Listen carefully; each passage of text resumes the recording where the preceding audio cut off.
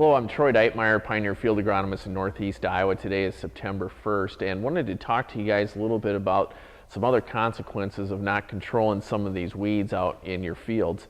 Right here we have a giant ragweed, and many of you have become to know this weed very well as water hemp. And we talk a lot about controlling these weeds to help protect this year's yields in this year's crop. But one of the things that, especially here in Northeast Iowa, where we're essentially the rootworm capital of the world, is the things that we have to think about is these species of weeds also emit pollen, and our corn rootworms feed on pollen, and they need pollen to basically produce viable eggs for next year. So if you guys would go out into your corn or soybean fields and find our road ditches or the waterways and find plants like this, as we well know, ragweed is shedding a lot of pollen right now.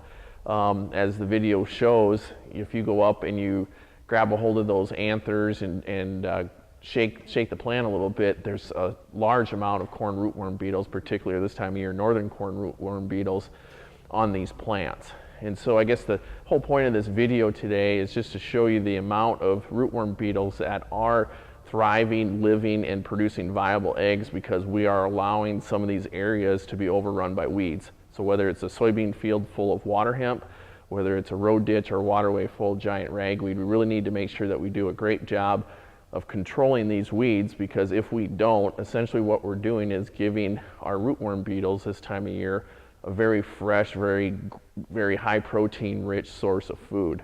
So again, just a reminder to go out there and get those things mowed off.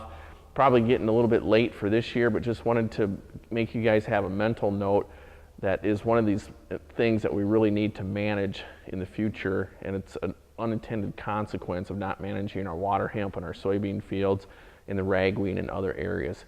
So if you guys have any questions, be sure to contact your local Pioneer sales representative. Thank you. That concludes this Pioneer Growing Point Agronomy video podcast.